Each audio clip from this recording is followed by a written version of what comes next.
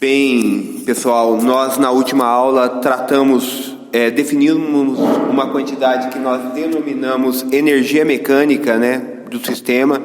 E hoje o objetivo da aula é interpretar o significado dessa quantidade. Então, para isso, nós usaremos um exemplo bem simples, que é de um bate-estaca. E aí a gente vai poder avaliar as formas de energias que estão envolvidas nesse processo e o que a energia ela é capaz de produzir, tá bom? Então, vamos dar início à nossa aula sobre interpretação da energia.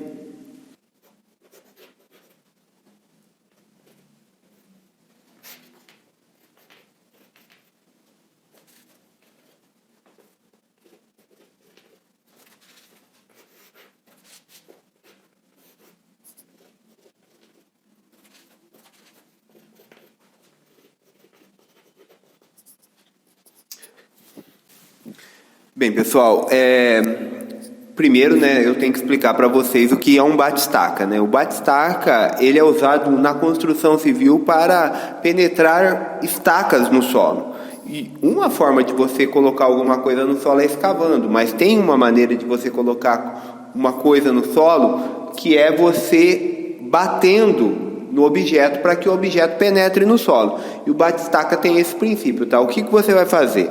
Você vai levar um objeto com uma massa bem grande a uma determinada altura e aí você vai deixar que a aceleração gravitacional dê conta de acelerar esse objeto em queda livre para que ele atinja uma estaca.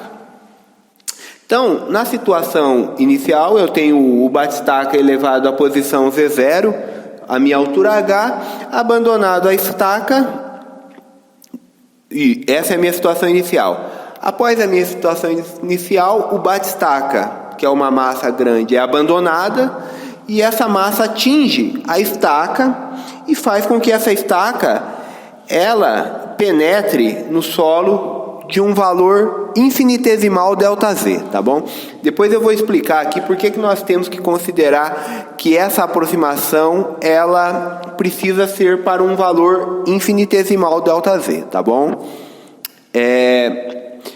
Bem, então agora o que nós iremos fazer, Então, como nós iremos interpretar a energia mecânica, no caso aqui nós vamos usar essa equação que nós definimos na aula anterior, que nós obtivemos estudando o movimento de partículas em um campo gravitacional uniforme, e nós constatamos que uma grandeza se conservava nesse movimento, uma quantidade se conservava nesse movimento, e essa quantidade é meio da massa vezes a velocidade ao quadrado, mais meio da massa vezes a aceleração gravitacional vezes a altura. E essa quantidade ela se mantinha constante em todo o movimento. Então o que eu vou fazer? Eu vou introduzir essa quantidade aqui nas duas situações, Na primeira situação aqui do bate-estaca, e na segunda situação, e tentar correlacionar o que essa quantidade tem em relação ao deslocamento ΔZ produzido pela estaca, ok? Então vamos aí. Então o primeiro ponto é o seguinte: olhando aqui, o meu bate-estaca na altura Z0, ele tem velocidade nula. Então, se a velocidade dele é nula, obviamente que a minha quantidade de energia aqui, este termo vai ser zero, e consequentemente a minha energia aqui ela vai ser m vezes g vezes z, ok? Massa vezes aceleração gravitacional vezes altura. Lembrando, que eu estou adotando o meu referencial apontado para cima, tá bem? O meu eixo Z apontado para cima. Outra coisa importante é o que? Definir qual é a energia na minha situação que o bate-estaca atinge a estaca. Então, em Z1 aqui, a minha altura é 0, tá? Obviamente que esse ΔZ aqui, ele se refere a uma penetração, e por isso aqui, nesse caso, o meu valor final de Z é negativo, tá? O meu Z1 é 0 aqui. Então, consequentemente, aqui, neste ponto aqui, a minha energia potencial... Não vou falar potencial, tá? Nesse ponto aqui, esta modalidade de energia aqui, ela é nula. E nesse caso aqui, eu vou ter só energia devido à velocidade, que é meio de mv². Como nós já avaliamos que nessa situação a energia se conserva, então mgz ele vai ser igual a meio de mv². Ok? Então, o que nós iremos avaliar agora é essa situação aqui, ó. Quando a estaca, o bate-estaca atinge a estaca, se ele diminui de velocidade, obviamente que ele diminui de velocidade porque ele é desacelerado pela estaca. Então a estaca ela produz uma força de resistência ao bate-estaca que faz com que ele desacelere de V no ponto Z1 até 0 no ponto Z2 aqui. Eu vou definir um ponto Z2 aqui, onde o meu ΔZ aqui ele vai ser Z2 menos Z1. Tudo bem? Então, a primeira coisa que eu quero fazer é obter a aceleração ou a desaceleração produzida pela estaca, pelo bate-estaca devido à estaca. E para isso, eu irei utilizar a equação de Torricelli.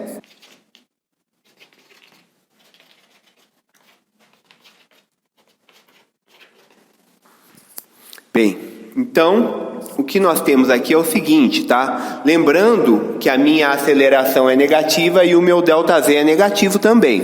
Meu deslocamento é negativo porque ele acontece no sentido contrário à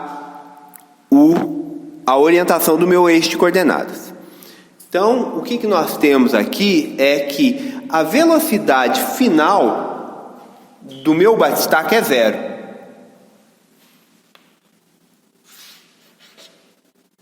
A velocidade inicial do meu bate-estaca é V.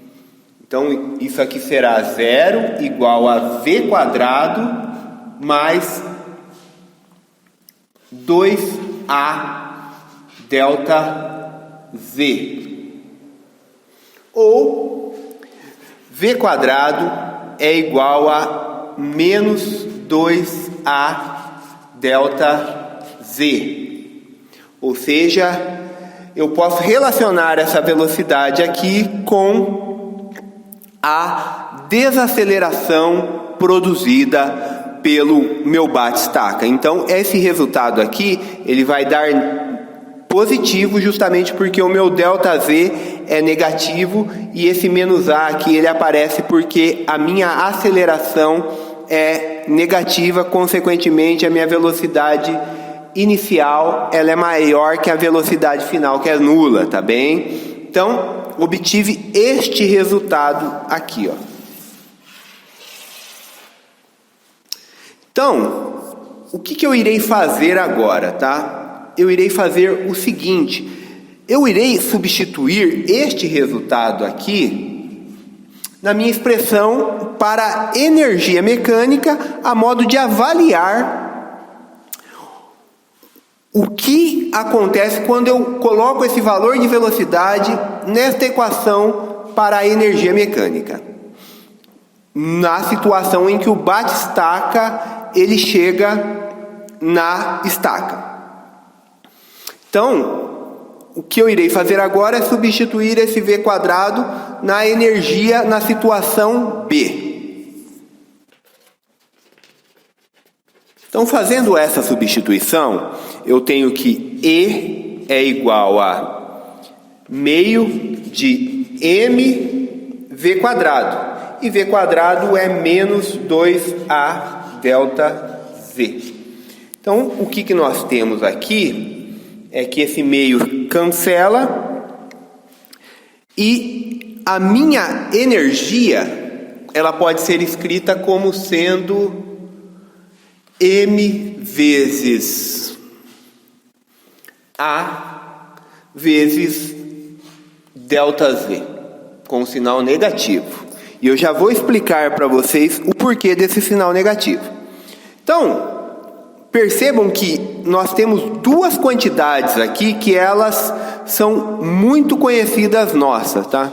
Uma é deslocamento e a outra é massa vezes aceleração. Então, eu posso escrever essa equação, já que eu sei que M vezes A é força.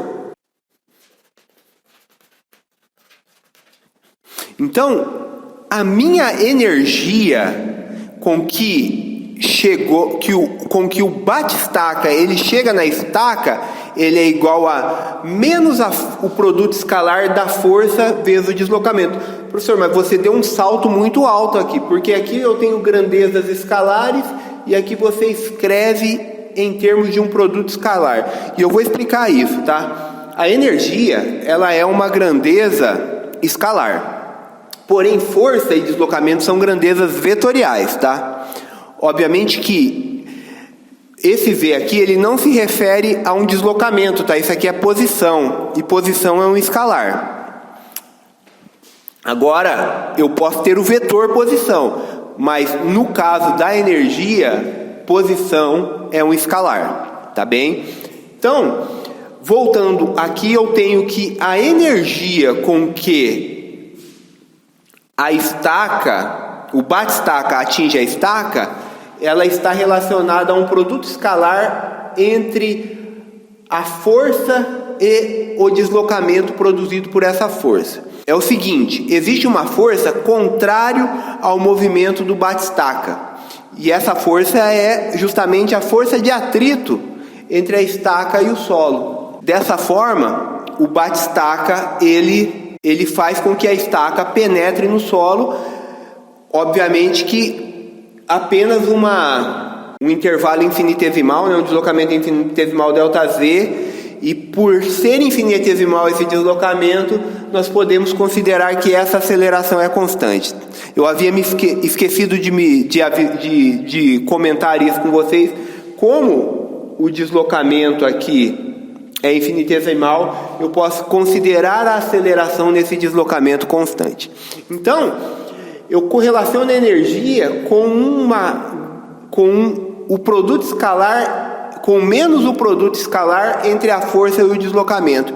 E aí eu defino uma outra coisa que é denominada trabalho, tá bom?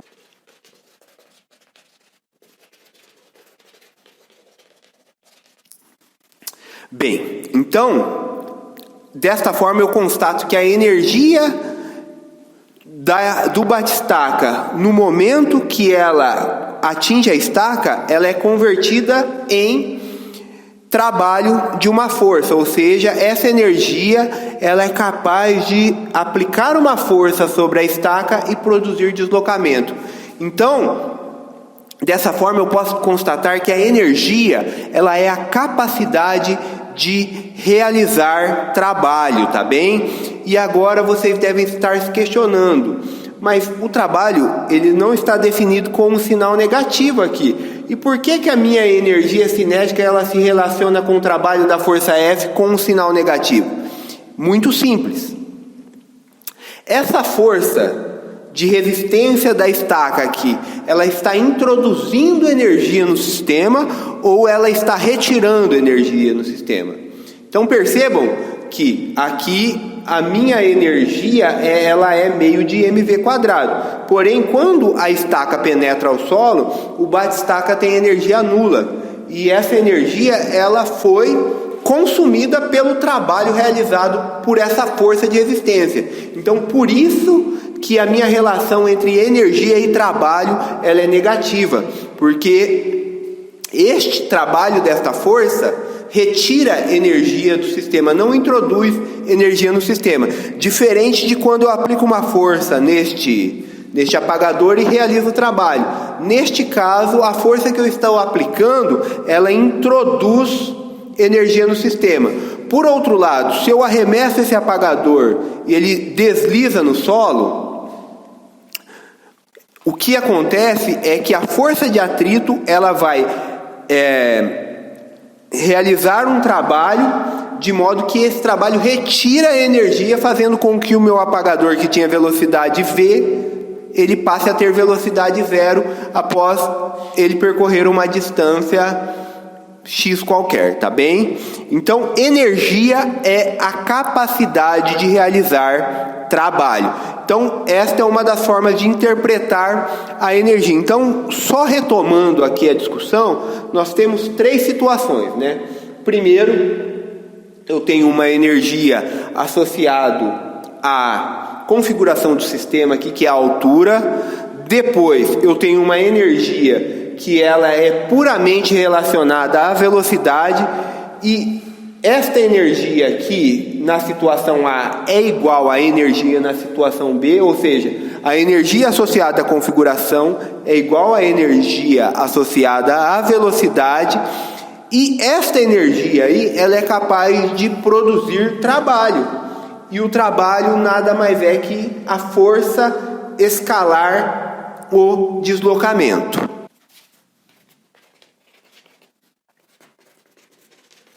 Então, como nós verificamos, na situação A, onde o corpo estava suspenso até uma altura, V0, nesse caso o corpo estava em repouso, porém estava suspenso. Nesse caso, a energia é uma energia que nós denominamos ela como uma energia armazenada. Ela está armazenada, eu preciso criar alguma coisa para que essa energia seja liberada. Então, quando essa energia ela está nesse estado armazenado, nós denominamos essa energia como potencial. Então, aquela frase, você tem potencial, significa que você tem algo armazenado que, caso você libere este algo armazenado, você possa produzir algo. Então, a palavra potencial que nós usamos, fulano tem muito potencial, significa que ele tem algo armazenado, que eu sei lá o que é, que se ele, de certa forma, liberar o que está armazenado, algo pode acontecer, tá bem? Não sei se é bom ou ruim, mas alguma coisa pode acontecer. Então, esta forma de energia, nós denominamos energia potencial. Por outro lado, a energia, quando ela está associada ao movimento diz respeito à cinética. Então, esta forma de energia é denominada energia cinética. A expressão normalmente utilizada para representar individualmente essas energias é a letra U para a energia potencial e a letra K para a energia cinética. Tá bom? Ou T, ou EC, EP, depende, vai ter vários livros, mas obviamente que notação é uma coisa muito pessoal, tá? Então, normalmente eles não gostam de usar o K para energia cinética, justamente porque a energia cinética ela pode se confundir com energia com constante elástica, e eu vou usar a notação do Moisés aqui, que é a letra T para energia cinética e W para trabalho, tá bem? Então agora, encerrando a nossa aula, eu vou tratar das dimensões da energia potencial, cinética e trabalho. E aí, avaliar qual é a unidade de medida, né, para energia no sistema internacional. Então vamos lá. Massa é quilograma, velocidade é metros por segundo. No sistema internacional, obviamente, eu vou ter metros ao quadrado por segundo ao quadrado. Aí eu tenho energia potencial, né? Energia potencial é U, mgz. Então, massa é quilogramas. Aceleração gravitacional é metro por segundo ao quadrado e altura é metro. Obviamente que isso aqui vai dar metro ao quadrado por segundo ao quadrado. E trabalho. Trabalho é força escalar deslocamento, que pode ser um deslocamento ΔX, ΔY, ΔZ ou ΔR. Força escalar deslocamento é trabalho. Consequentemente, força é massa vezes aceleração. Massa vezes aceleração vai dar quilograma, metro por segundo ao quadrado, vezes o deslocamento, que é metro. Isso vai dar quilograma, metro ao quadrado por segundo ao quadrado. Então, esta é a unidade de medida no sistema internacional. E ela é representada pela letra J. E o J aqui é joule.